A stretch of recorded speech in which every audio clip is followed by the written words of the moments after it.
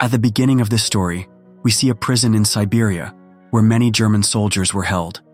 After World War II ended, Russia captured many German soldiers and forced them to work in lead mines. Although the security of this prison was quite low, no one tried to escape because the prison was surrounded by endless snow and was 14,000 kilometers away from any human settlement. Even if a prisoner managed to escape, death was certain in the freezing Siberian cold. However, among these prisoners was one man who wanted to escape and reunite with his wife and daughter. His name was Clam Farrell, and he had been sentenced to spend 25 years in this prison. But Clam was determined to escape, as he couldn't imagine living his entire life as a prisoner. One day, Clam got a chance. He managed to sneak onto a freight train carrying coal and escape the prison. When he saw the open sky and the stars above, he was overjoyed. However, after traveling a little distance, the train was stopped. When Clam looked outside, he saw a Russian soldier standing there with a rifle pointed at him. Clam was captured and, as punishment for his escape attempt, was locked in an open-air cell.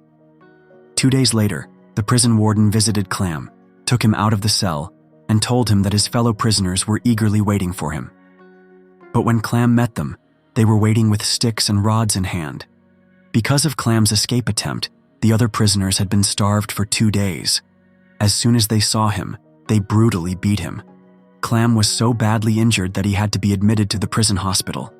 The doctor there was also a German prisoner who was amazed by Clam's bravery. Clam told the doctor that he wanted to attempt another escape and asked for his help. The doctor explained that escaping this prison alive was almost impossible. Even if Clam managed to escape, he would likely die in the freezing cold outside. However, the doctor also revealed the harsh truth.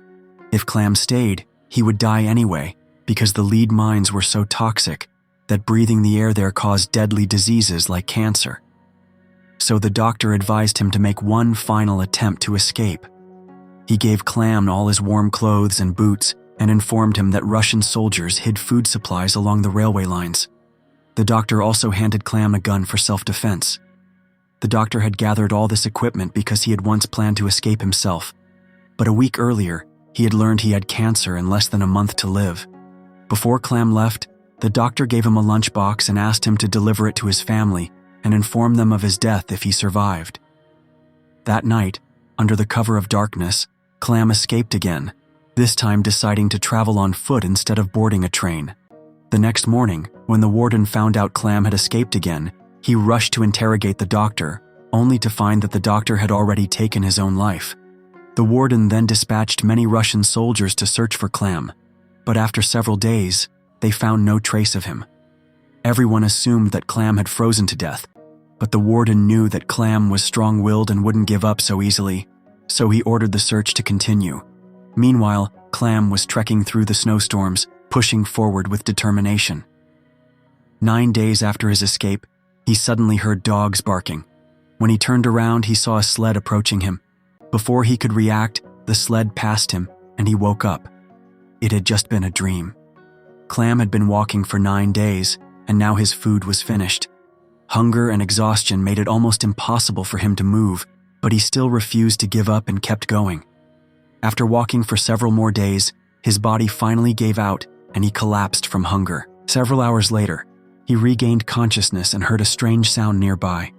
Looking around, he spotted a seal. His eyes lit up. He quickly grabbed his gun and aimed with all his strength, but missed the shot. The seal started to flee. Clam chased after it, and just before the seal could reach the water, he fired his last bullet, this time hitting the seal. Overjoyed, Clam danced with happiness because now he wouldn't have to worry about food for the rest of his journey. After eating to his fill for the first time in days and resting for a while, he continued on. Throughout this long journey, Clam was completely alone, surrounded only by endless snow. To prevent himself from going insane in this desolate environment, he constantly talked to himself, saying positive things to keep himself motivated to move forward. Along the way, Clam kept checking his direction using a compass to ensure he didn't get lost in the vast snowy plains. Days passed like this, and after 2 months of continuous walking, Clam finally spotted a small tree in the distance. Overjoyed, he ran and hugged the tree tightly. This tree was a sign that after 2 relentless months, Clam had finally crossed out of the Arctic Circle. Meanwhile, on the other side, the warden was still searching for Clam. He ordered his search party to expand their search within a radius of 500 kilometers. Back with Clam, he was moving through a forest when suddenly a fierce snowstorm hit. The storm was so powerful that even large trees were uprooted and came crashing down.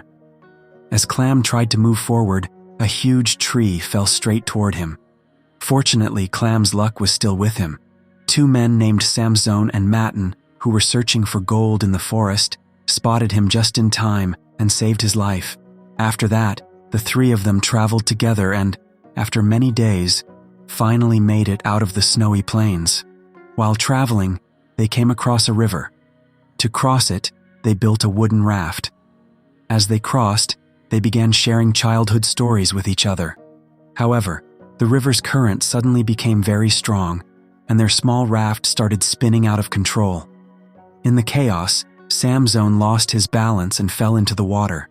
Since Samson didn't know how to swim, he started drowning. Seeing this, Clam immediately jumped into the river and somehow managed to bring Samson back to the shore. Meanwhile, Matin selfishly abandoned them and continued alone with the raft.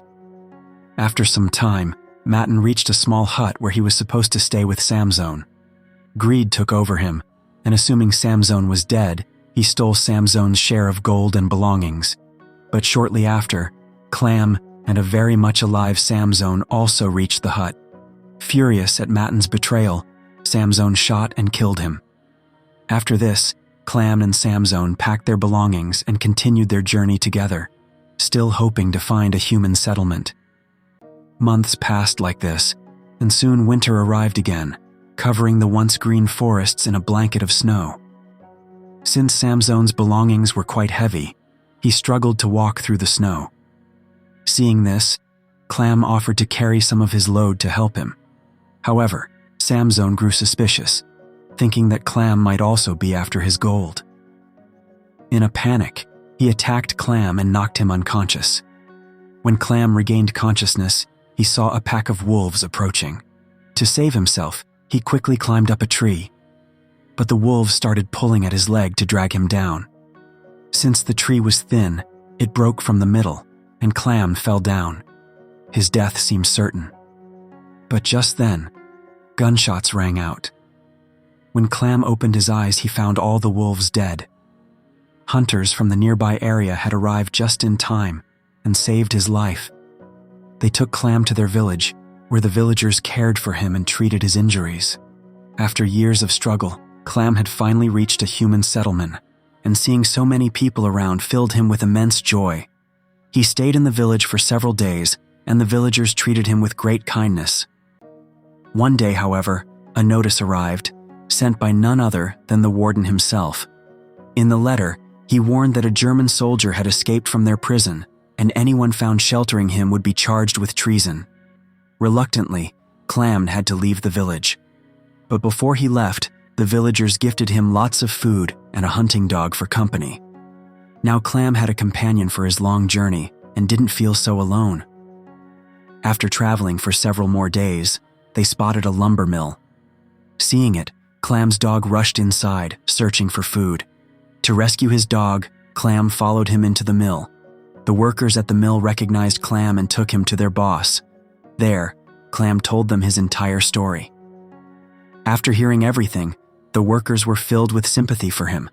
They fed him and helped him board a train heading toward Germany.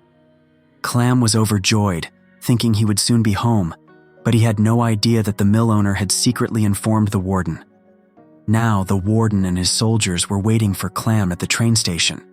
However, before reaching the station, Clam spotted the soldiers. Without wasting a second, he jumped off the train and fled. Unfortunately, the Russian soldiers saw him and began chasing him. Clam quickly crossed over the railway tracks, but suddenly out of nowhere, the warden appeared right in front of him. Seeing this, Clam's heart sank. All his years of struggle now seemed to be in vain. But before the warden could capture him, Clam's dog attacked and bit the warden, giving Clam the precious chance to escape. Clam ran with all his strength. However, just then, he heard a gunshot. When he turned around, he saw his beloved dog lying dead. Seeing this, Clam felt deep sorrow. But even then, he didn't stop. He gathered all his strength and kept moving forward. He climbed onto a bridge and then jumped onto a train passing below, escaping once again from the warden's clutches.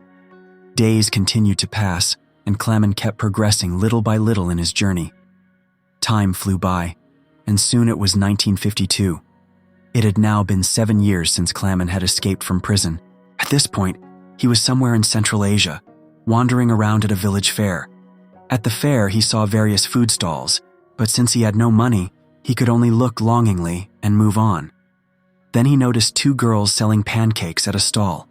Clam desperately wanted to eat the pancakes, but he didn't have a single coin in his pocket. Disheartened, he started walking away. However, one of the girls took pity on him and broke off a piece of pancake to give to him. At first, Clam felt a little awkward, but eventually he accepted it and ate the pancake.